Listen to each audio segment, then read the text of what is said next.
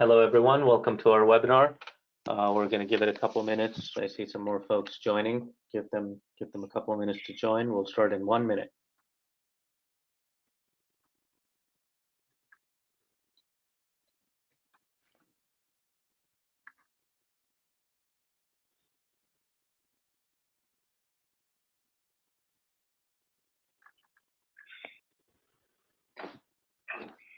Perfect.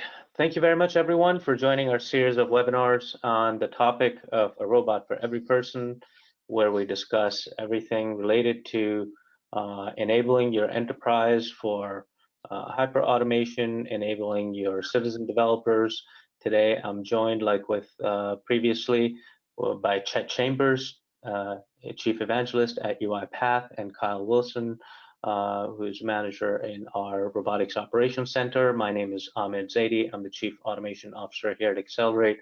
We're very proud to be a partner of UiPath. Chet, as always, if you could try to keep it short and give an introduction, that would be great. Happy to be here. My name's Chet Chambers. I'm the Chief Evangelist for the Americas. I've been an RPA practitioner for over a decade. Happy to be here. And as Chet says, he was doing it when it was hard, so you guys have it all good. Kyle, please introduce yourself. Sure. Again, my name is Kyle Wilson, and I'm the Robotic Operations Center Manager at Accelerate Inc. I've been working in automation now for a little bit over 2 years, helping our clients support their automations and continue to improve upon them. Perfect. So if you advance your slides, Kyle, for those who are joining us for the first time in this series of webinars, we always like to give a primer on what we're talking about. I think when we talk about citizen developers, the traditional RPA development mode has been a set of folks who have a specific skill set around understanding some of the automation concepts, and their day job is to produce automations for the enterprise. I think if you look at the market for a platform that allows at scale development of automations by a citizen developer, UiPath has led that market with their product Studio X. So, we've had a very quick maturity in the market in the past few years, and the market's been moving very quickly. And enablement of citizen developers whose day job it is not to develop automations, but to do their work more efficiently, is fast becoming a paradigm that every enterprise is itching to adopt. It's been the concept has been around for a very long time. Systems build in automation that allows people to do automation, simple automations like my rules in Outlook or my VBA macros and some of the other tasks that my systems of record allow me to automate. Across those applications, automation is something that people vie for, and the UiPath Studio X product is a great product that enables that at the enterprise, and we're seeing very quick adoption of it. I will pass it on to Chet to give us a quick primer on what this product is before we go into our conversation around support and how to enable this rapid development in your organization. Sure. So Studio is the standard tool that your core developers use and your power users or your super users can use. But Studio X is like bowling if you're a really bad bowler. If you're a really bad bowler, they'll bring these bumpers out and they slide them in the gutters. That way you can't throw a gutter ball. It continues to push you back towards the center of the lane. And that's exactly what Studio X can do. You can take your non-technical employees and give them a simple tool, wizard-driven, and build out flows and automations that help them with their daily tasks. This is all about taking the parts of your job that you don't like and automating them so you retain the keyboard, you retain the mouse, and the robot does the work in the background that's very error prone or very rule based. But it's getting the tools out in the hands of individuals and letting them solve their own problems. Perfect introduction to the tool. And again, the idea behind all these webinars is we come across a lot of questions from our customers in terms of how do we manage and support this automation without without incurring what we technologists love calling technical, right? And I think it's important for everyone to understand that this is not your old style of automations that is unmanaged. What we're talking about here is a managed, governed, and centrally supported automation platform that allows you to provide the flexibility to your end users so that they can automate their daily work and get minutes and hours out of their business, out of their day, so that they can do more value add work, focus on customers, talk to customers, problem solve. The college graduates that you hire, you don't hire them to move data from Excel spreadsheets into applications. So it allows your workforce to be more productive and do more value add work. But how do we manage and support all of that? For that, I'll hand it over to Kyle, who'll talk about the governance of such a program for a robot for every person. Yeah, absolutely. Thank you, Amin. So when it comes to RPA, governance is very important. Really, the goal here is to provide a regulation framework in order to ensure successful continuity through inspiration, to ensure cost efficiency, and to reduce the overall risk to your business. So when it comes to governance, we have some main pillars that we like to follow. And of course, the first one is to inspire. We want to inspire your contributors to keep contributing. We want to increase the overall automations in your pipeline. We want your employees to obtain new skills and also be rewarded for their successful ideas. And the idea is to get a robot to do the work that they hate. The second is to manage, or to essentially manage your automation pipeline and your deployments. So this also includes license management. It includes what automations are being developed by what users. It's good to understand that aspect of it. Also to review your automation objectives prior to the automation development. So this includes compliance, regulations, the different applications that you might use. So for an example, the governance team might know that an application might be retired, and what we don't want to do is start building an automation using that application when it might be going away soon. And also we want to be able to share ready-to-use automations amongst the users. So management is critically important. The next is deciding what data you want to use in order to analyze and prioritize your pipeline. So first of all, what databases is the data coming from? What data sources are you looking to pull from? And then also understanding who has access to this data. And that's very important when you want to realize the ROI, realize the productivity, and taking a look at your overall automation pipeline. The next is we want to be able to generate documents in order to share with other users. So this could provide some knowledge continuity by providing centralized storage of your documentation that's accessible to all users. The production of documents, we want to make it a repeatable process in order to make it easy for those to be created. The fifth would be to create reusable components through standardization. So standardization is very important because if you want to reuse workflows and reuse activities for your specific tasks, it's good to have a set of guidelines in place. And this usually requires setting up some best practices for your teams to follow. And the last most important thing is to make sure that you are saving money and that your ROI is exactly where you expect it to be, if not better. So from this perspective, we want to evaluate the automations from an ROI perspective. We want to track those benefits over time, and really the measurement of the impact that the automation is having to your business. So Chet, I know there's a tool offered by UiPath that can assist with this called the Automation Hub. Would you mind describing that a little bit? Yeah, so I was a decade. I've been a decade-long practitioner of RPA, and when I was a customer, there's a young lady named Anna Sinka that worked for UiPath. She was my technical contact when I was a customer. So she saw what this was like when you really tried to expand it early on.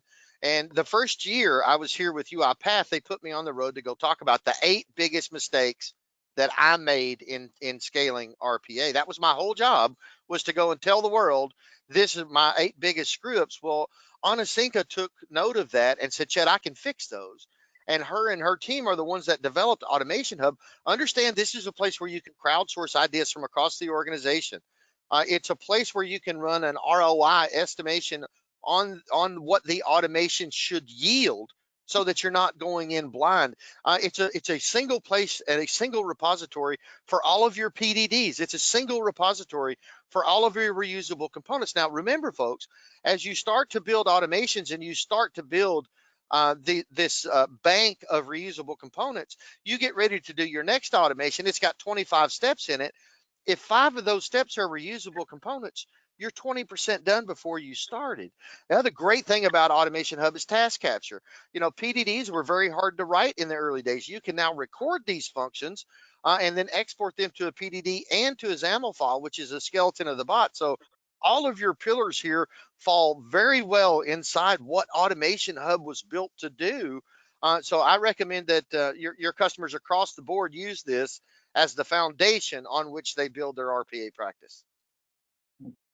Yeah, absolutely. And Ammon, was there anything you'd like to add to this, or should I move on to the support? No, I think that what Chet has described is one of the very big, as Chet mentioned, things that are challenges for folks to understand what is being asked to be automated, and keeping a track on this, and then making sure that you're providing the right support for that is critical. So no, those are great points, Chet. Thank you. Great. So the next question might be, so who provides support? Because after establishing governance, it's important to think about what type of support is needed and who will be providing that support. So with that, it's important to first understand the different types of robots. So we have attended and unattended bots. Your attended bots, these are the automations that typically run under human supervision. And because of this, they're best suited for smaller and more fragmented tasks. For example, the submission of an expense report is a task, and it lends itself to an attended automation, where the user actually provides the credentials to log into the system. The automation then fills in the requisite information and attaches any needed items and submits the report on the user's behalf. Now, when we talk about unattended, we're talking about automations that are intended for more complex and highly repetitive tasks. So things that are usually needed to be performed in batches and can be decided based upon a predefined rule. So automations that utilize these unattended bots are suited to these processes that usually require some elevated permissions or credentials. And because of this, typically you might want to require constant monitoring of these type of bots and a dedicated support team to manage these automations, because they usually run without human intervention. So it's important to understand that the support for these different types of bots can differ in the amount of involvement and expertise. So your enterprise should they should have a plan in order to handle this. Now, Chet, in your experience, what type of robots are citizen developers typically using? So the citizen developer normally uses the attended bot. And that's because they built that automation, or they had that automation built to solve a specific need, either for just themselves or for themselves and others inside their department. But far and away, it's an attended automation built by the citizen developer. It's funny that we're talking about support. Do you know what lesson number 8 was? Well, on my first year tour, it was don't put support last. It is a critical piece of your success. And if you can't manage it internally, get with a partner that can do that support for you. So great topic to talk to them about today. Sure. And in regards to the types of support, there's 3 types of support that we think about. The first is enablement support. So we want to ensure that the citizen development is rolled out to the business users strategically. We want to have a methodology created around the training and enabling of the business users to empower automation creation. Also, learning methods within this enablement support can include setting up some self-learning, botathons where you have people competing against each other to create automations, maybe a more classroom or webinar type setting. And that all is encompassed within enablement support. And really the goal here is the initial setup of your citizen development. The next is development support. So this is the support that you would need during the automation creation. So the developers might need some help with activities or accessing repositories or have some other studio questions.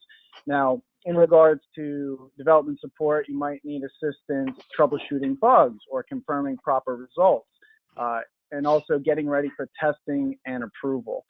For production support, the production support for the automations is when the automations are in production and they're working. Now, you might need this if there's any updates to applications that might affect the production automations. There might be some break fixes in which you would need some incident management surrounded by that. And what we typically see with a production support team, or within production support, there's different levels. So you have your level 1 support, level 2, and platform support structure to ensure that you provide full coverage for running automations. And Ahmed, was there anything that you wanted to add in regards to the types of support? Yeah, I think one of the key elements of support, especially in the context of a robot for every person, in our experience, has been enablement support. I think that's extremely critical. What that means is it's not just a matter of deploying a little piece of software on someone's desk. It's about exposing the wide business community to the capabilities of this thing that you've just given them, and not really just relying on web searches and people's people's whims to try to figure out how to automate these things, but to actually kind of take the horse to the water and show them what this platform can do. And in fact, what we have done, and we've found it very, very helpful, is a part of that enablement exercise to be, as Kyle mentioned, do some botathons, do some gamify it. And what we have seen is out of enablement, coming out of that enablement exercise with working automations that have already started showing value right at the initial implementation. And the other critical piece of that enablement is the fresh and new players that will be using this platform, and the curious folks that will be developing automations really need some handholding and really need some help in terms of their new automations that they're building, and providing that is critical, because if I'm a barometer for anything, if I can't find a solution to a problem very quickly, I get bored with it and I have other things to do. So it's very critical to provide timely support and a forum and a channel with which these folks can reach out to a support organization that can help them get on their way. And once they're experts in it, you'll see productivity rise exponentially. Yeah, and we've seen this done in different ways. So we've seen the Center of Excellence have their own internal support team for both production and development. We've also seen that the Center of Excellence has their own internal support for either production or development, and that the other support enablement is done by another dedicated team. And we've also seen where all types of support are provided by their own dedicated team. So those are the different options that we've seen in practice. Now, when it comes to working with support, it's important to establish a standard operating procedure for your support. So a simple example we have is provided here on the right, where firstly, you want to identify when you need assistance, whether that's process errors or you're not getting the output that's expected. Maybe you have some machine connectivity issues. The second is understanding where do you get assistance from. So there will be answers online on UiPath RPA forums. You might set up your own forum, but not everyone will be able to go and find their answers online. So it's important that you have a support team that you're able to leverage. And some of the functions of that support team might be handling requests, chatting online, scheduling one-on-one sessions, or having an on-demand remote helpline that's ready there to help. The third thing is we want to confirm that your automation works as expected after you've either found the answer online and troubleshooted, whether you've spoken to a member of the support team. We want to make sure that output is expected and that you have a reduction in errors. And most importantly, we want feedback. So feedback is very important to the continuity and improvement of support and of the automation pipeline there. So Chet, have you seen this, in practice? Could you give us any examples of, how you've seen support done through COEs or, through citizen development? Sure. So what you laid out here is very important. So when you train up a citizen developer, you need to train them on how to do it. You got to enable them. Then you have to foster them along the path of, don't let them get stuck for very long in their development, and then your production support. So what you laid out here is, what type of support do I need and where do I go? And laying that roadmap out very early is absolutely important. The way that I've seen it done is I've seen COEs where they held their own internal support teams. I've also seen them partnered inside with IT groups if the RPA team sits out in the business. Because remember, your developers should not have production support. If you do, then sooner or later somebody is going to shoot themselves in the foot. I did it myself. I once pulled order entry out of production to compile it back on the 400 many years ago. Thought I was on the test box and wasn't. So you need to have a division of development and support. And if you can't get it done internally, then work with a partner that can help you with that mainline support. But I've seen them both done internally in the COE that's set outside of IT, and I've also seen it shared with IT, because at the end of the day, they own production, and that's where support needs to sit. All right.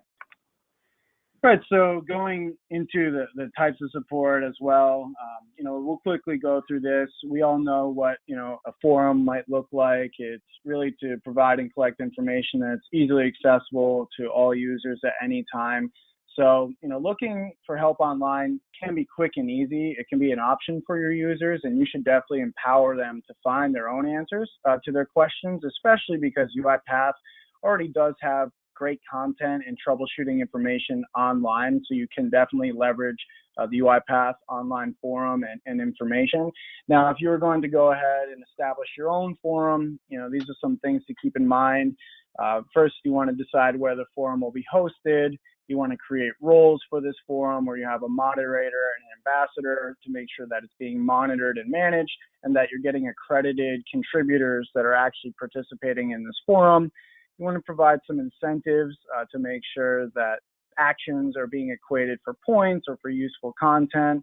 And you want to just continue to add and improve to the knowledge base and frequently asked questions, whether that be in your own internal forum or making sure that we're adding to the already existing RPA forum. And finally, just setting up a support. A real quick point there.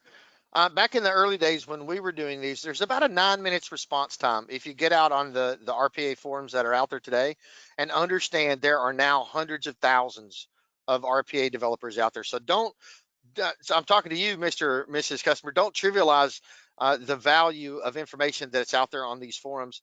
Like I said, about a 9 minute response time, and somebody else in the world goes, oh yeah, I've had that problem. Here's the solution. So this is a huge place to go and get answers that you need. Absolutely.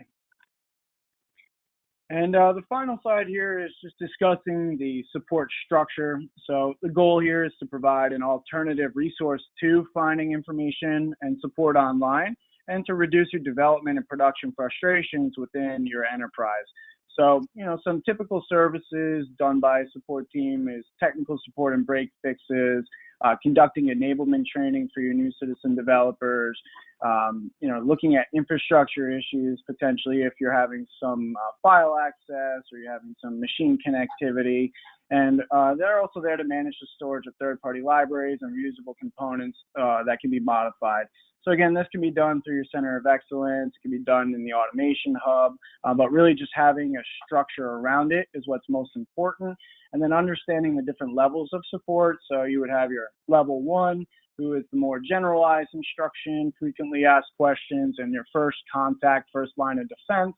You would also have your level 2, who's more important to developing and solving complex issues. They might receive some escalations from the L1 team in order to provide more assistance. And then it's important to have platform support, where that support specialist would work directly with the infrastructure team and the application support team to ensure that all the users have all the tools that they need in order to develop and continue their automation journey. And to the right, I just have an example of what it might look like, in practice and some of the different services that could be offered. Perfect. Good timing there, Kyle. If you have any questions, please feel free to use the questions panel to ask any questions. You've gotten the email for this webinar. Feel free to send us emails if you have any other questions or require a follow-up.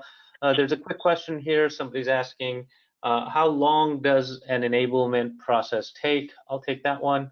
The enablement of course, depends upon how large you want to go on your initial implementation of the initial rollout of a robot for every person. However, what we do is we break that down into smaller groups of folks within a particular division and run classroom setting, training sessions that last anywhere from 2 to 4 hours over a period of 3 or 4 days. And within those 3 or 4 days, people actually not only learn how to develop, use the platform, but also develop some ideas. So they understand the concept of what can be automated, how should be what is a good process to automate, what are the type of things that can be automated. So they get the experience of ideation as well as understanding and learning how to develop these automations, and usually last about anywhere from 4 days to 2 weeks per cohort, depending upon how big the implementation rollout is. Chet, any experience on your side on how long it takes to enable an organization for something like this? It's a matter of weeks, and it's how many training classes do you want to run concurrently. Understand IT and infrastructure is going to set up the systems for you. Enablement is all about getting the tools in the hands of the people that are going to are going to be using it and making them successful. That's the key. Is you need to help them early on, and that was that middle phase that you talked about. While they're building out their bots, they've done the training. Should take a couple of weeks to get the several divisions trained, and then it's all about staying with them, supporting them, and making them successful in building their first automations. Perfect. There's another question kind of related to what you just mentioned. It says, what type of technical support do you need, and what kind of IT support do I need for this? Of course, you need some IT support in order to push the software. So you'd want to work with your desktop team to be able to push the software to the various folks. Apart from that, there's a small configuration component to configure to connect to the server components of the platform that you'll have to plan out. After that is done, really from a support standpoint, there isn't too much technical quote unquote support required. Your IT, it goes into the usual IT sort of support model for desktop applications and gets routed through that organization into the RPA COE. So not a lot of IT support. Most times, folks who are doing a robot for every person already have a center of excellence and already have the orchestrator and the other server components that enable this platform. So from an IT standpoint, we don't see a very big effort on the IT side. Perfect. I think we're right at time. We appreciate everyone joining here. There's a late call. What is the maintenance effort in terms of patches? Again, new technology. It is continuously being upgraded, and the good thing that I have seen, especially with UiPath, is almost all upgrades are sort of backwards compatible, so we haven't seen too many issues with backward compatibility, which is always an issue. But the maintenance effort in terms of patches would be similar to how you patch other applications within your organization, and it would flow through your SCCM or whatever other method you use in order to push applications out to your users. So it would follow the same same process that you use for other applications. Perfect. There aren't any other questions. We really appreciate it, Chet. Thank you so much for joining us today, and everyone who joined us. We really appreciate it. Feel free to reach out to us if you have any other questions. All right, great. Have a great day, everyone. Take care. Thank you.